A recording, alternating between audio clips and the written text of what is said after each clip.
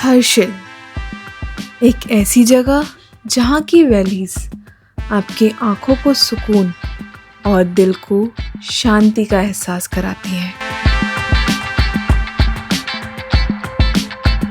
भाइयों बहनों, अंकल आंटियों, दादा दादियों और हमारे दोस्तों, आप सबको हमारा नमस्कार। अभी पिछले ही हफ्ते हमने अपना डेली टू हर्षिल टू गंगोत्री का व्लॉग कंप्लीट किया और हमें ये देख के बहुत अच्छा लगा कि आप लोगों को हमारी वीडियोस पसंद आ रही है, जिसमें आपने हमें बहुत सारे कमेंट्स में सवाल पूछे और बहुत सारी विशेष दी कि इस ट्रिप को कैसे प्लान करें, कहाँ स्टे करें, कितना एक्सपेंस रहेगा और भी बहुत कुछ।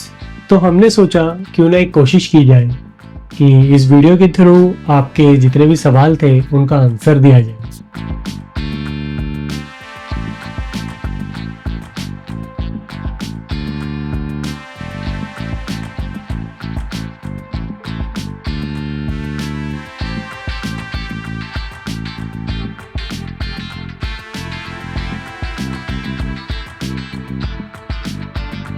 तो हमारी जो हर्षिल की ट्रिप थी वो बजट फ्रेंडली थी।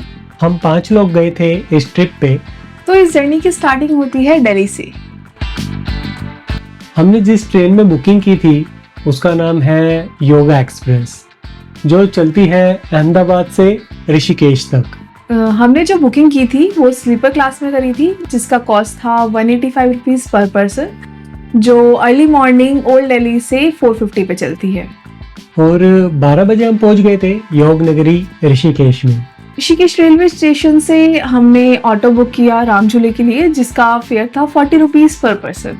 तो हमने उस दिन का स्टे ऋषिकेश में किया क्योंकि उत्तरकाशी के लिए 1 बजे के बाद कोई बस नहीं मिलती। तो हमने अपना स्टे राम झूले के पास तम्रपर्णी ऋषिकेश नाम के एक होटल में किया, जिसमें हमने 2 रूम बुक करवाए।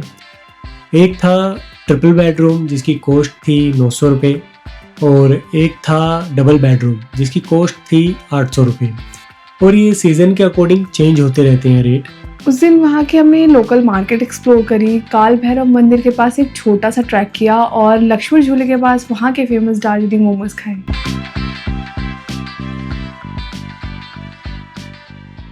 और शाम को हमने मेक माई ट्रिप से उत्तरकाशी के लिए बस की टिकट बुक की, जिसका प्राइस हमें 680 रुपीज़ पर पर्सन पड़ा, जो कि सीज़न के हिसाब से चेंज होता रहता है।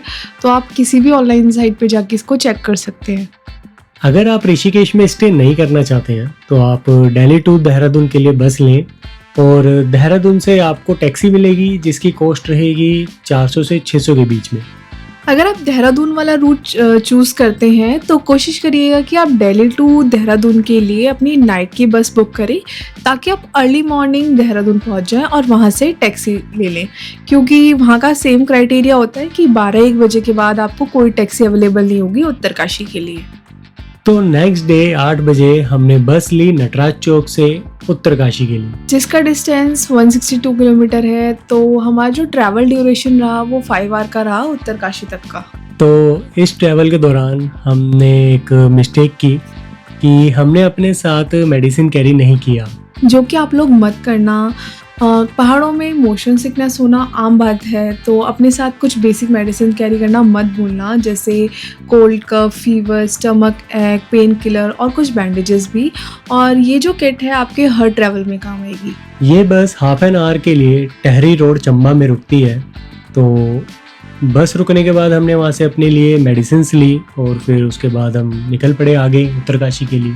बस ने हमें उत्तरकाशी 1 बजे ड्रॉप किया, और जहाँ बस ड्रॉप करती है वहाँ से आपको ईजिली हर्षिल के लिए टैक्सी मिल जाएगी। तो हमने भी टैक्सी ले ली वहाँ से, जिसका कॉस्ट हमें 250 रुपीज़ पर पर्सन पड़ा। उत्तरकाशी से हर्षिल का डिस्टेंस है 76 किलोमीटर, और इसका एस्टिमेट टाइम रहता है 2 से 3 घंटे, लेकिन हमें हर्षिल पहुंचने में लग गए 4 से 5 घंटे, क्योंकि जो टैक्सी हमने ली थी उसमें हम 5 लोगों के अलावा 5 लोग और थे जो ड्राइवर के रिलेटिव थे, जिन्हें उसने हर्षिल से हटकर एक अलग लोकेशंस पर ड्रॉप किया। हमारी लेट होने की एक वजह और थी, गाड़ी का खराब होना। हम अप्रोक्सीमेटली 6 बजे तक धराली पहुंच गए थे, तो हमारा सेकेंड डे भी ट्रैवल में निकल गया। तो हमें थोड़ा प्लान में कुछ चेंज करना पड़ा। क्योंकि हमने सोचा था कि वहाँ पहुँच के हम कुछ ना कुछ ज़रूर एक्सप्लोर करेंगे, लेकिन ऐसा हो नहीं पाया क्योंकि कुछ ही देर में अंधेरा हो गया। तो हमने डिनर किया और अपने रूम पर आ गए रेस्ट करने के लिए। अगर हम अपने स्टे की बात करें तो हमने 3 नाइट 4 डेज़ का स्टे लिया था धाराली के एक छोटे से होम स्टे में, जिसका नाम था 7 लेक। तो हमारा जो टोटल खर्चा आया होम स्टे का वो था 4500 रुपीज़, और 600 रुपीज़ उन्होंने अलग से चार्ज किए थे हीटर के, मतलब 200 रुपीज़ पर डे के अकॉर्डिंग। और इनके जो रेट हैं वो सीज़न के अकॉर्डिंग चेंज होते रहते हैं। और जिस होम स्टे में हमने स्टे किया था वहाँ का नंबर और नाम हम डिस्क्रिप्शन में मेंशन कर देंगे, आप वहाँ से चेकआउट कर सकते हैं। तो हमारा सेकंड डे स्टार्ट होता है धराली में स्थित 500 साल से भी पुराने मंदिर से, जिसका नाम है कल्प केदार, जिसकी अपनी एक मान्यता है। तो मंदिर में दर्शन करने के बाद हम निकलते हैं अपने प्लान के अकॉर्डिंग अपनी अगली डेस्टिनेशन की ओर, जो था सातताल ट्रैक, और ये ट्रैक अराउंड 3 किलोमीटर का था, जिसको हमने स्टार्ट किया अराउंड 11:30 AM और सारे ताल कवर करके हम लास्ट ताल तक पहुँचे अराउंड 4 PM। ये ट्रैक छोटा था लेकिन यहाँ के लोकल के लिए ये बस रोड पे चलने जैसा था। लेकिन हम लेट इसलिए हुए क्योंकि हम ऑफ सीज़न पे गए थे, तो हमें रास्ता गाइड करने के लिए आसपास कोई नहीं मिला, तो हम भटक गए। और दूसरा रीज़न ये भी था कि सातताल के रास्ते में हमें बहुत ज़्यादा स्नो मिली, जिसने उस ट्रैक को और भी डिफ़िकल्ट बना दिया। ये हमारा फर्स्ट ट्रैक था और हमें कोई ट्रैक का एक्सपीरियंस भी नहीं था, और हमारी जो इम्यूनिटी है वो उस हिसाब से नहीं थी, तो हम बहुत ज़्यादा बीच बीच में रुक रहे थे। लेकिन मन में एक जोश था कि हमें टॉप पे पहुंचना है। तो ट्रैक कंप्लीट करके अराउंड 7:30 हम अपने होम स्टे वापस पहुंच गए। नेक्स्ट मॉर्निंग हम निकल गए हर्षिल मार्केट की ओर। तो इस कैंट एरिया से Mukhwa village, Lama top, Bagori village, इन सब का रास्ता यहीं से जाता है। हर्षिल मार्केट में कुछ कदम चलने के बाद सीधे हाथ पे एक रास्ता दिखा, जिसको फॉलो करके हम पहुंचे एक पोस्ट ऑफिस के पास, जिसे देखने काफ़ी लोग आते हैं क्योंकि राम तेरी गंगा मैली मूवी का एक सीन यहीं पर शूट हुआ था। हर्षिल मार्केट में एक खास चीज़ और थी, जो थी उन दीवारों पे बनी पेंटिंग्स, और वो पेंटिंग इतनी खूबसूरती से बनाई गई थी कि ऐसा लग रहा था कि जैसे हर पेंटिंग कुछ ना कुछ बोल रही है। तो मार्केट क्रॉस करने के बाद हम गए लामा टॉप ट्रैक पर, जिसे हमने कंप्लीट किया 3 घंटे में। तो नीचे आने के बाद हमें 2 रास्ते देखने को मिले। एक रास्ता जाता था बागोरी गांव की तरफ और दूसरा रास्ता मुखवा गांव की तरफ। हम पहले गए बागोरी विलेज, जो एक रेलवे ट्रैक की तरह सीधी लाइन में बना हुआ है और जहाँ पे टोटल 5 टेम्पल्स हैं। और गांव के आखिरी में एक क्रॉसिंग ब्रिज बना हुआ है। अगर आप बागोरी विलेज जाए तो उस ब्रिज पे भी जरूर जाइएगा, जिसे देखकर ये अंदाज़ा लगाया जा सकता था कि वो पुल कितना पुराना है। तो अगर आप वहाँ जाइएगा तो थोड़ा संभल के चलिएगा।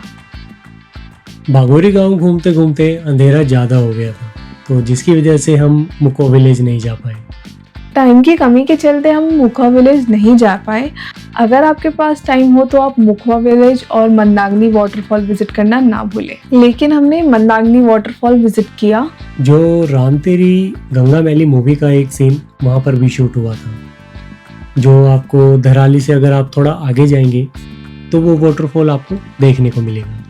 फिर शुरू होता है थर्ड डे, जो कि लास्ट डे था हमारा हर्षिल का। इस दिन हम मॉर्निंग में वापसी के लिए निकलने वाले थे, लेकिन प्लान थोड़ा चेंज हो गया और हमने होटेलियर से बात करके कार बुक करी गंगोत्री के लिए, जिसकी कॉस्ट हमें 2500 रुपीज़ पड़ी। तो ड्राइवर को हमने 2000 रुपये एक्स्ट्रा पे किए क्योंकि उन्होंने हमें गंगोत्री से उत्तरकाशी ड्रॉप किया। तो ऑफ सीज़न की वजह से ये थोड़ा हमें कॉस्टली पड़ा, लेकिन अगर आप सीज़न में जाते हैं तो आप रीजनेबल रेट पे गंगोत्री पहुंच सकते हैं। गंगोत्री के रास्ते में आपको गरतांगबली भी देखने को मिलेगी, जो उस टाइम पे बंद रहती है। जिस टाइम हम गंगोत्री पहुंचे उस टाइम गंगोत्री पूरी तरीके से बर्फ से ढकी हुई थी। इस टाइम कपाट बंद थे, लेकिन अब कपाट खुल चुके हैं, जिसके लिए आपको रजिस्ट्रेशन करवाना ज़रूरी है। आप लोगों में से काफ़ी लोगों के मन में ये डाउट होगा कि हर्षिल जाने के लिए भी रजिस्ट्रेशन की ज़रूरत है या नहीं। हम ऐसे इसलिए कह रहे हैं क्योंकि हमारे पास कुछ लोगों की क्वेरीज भी आई थी कि हर्षिल के लिए रजिस्ट्रेशन चाहिए या नहीं। और आपको बताना चाहूँगा कि आपको हर्षिल आने के लिए कोई रजिस्ट्रेशन की रिक्वायरमेंट नहीं है।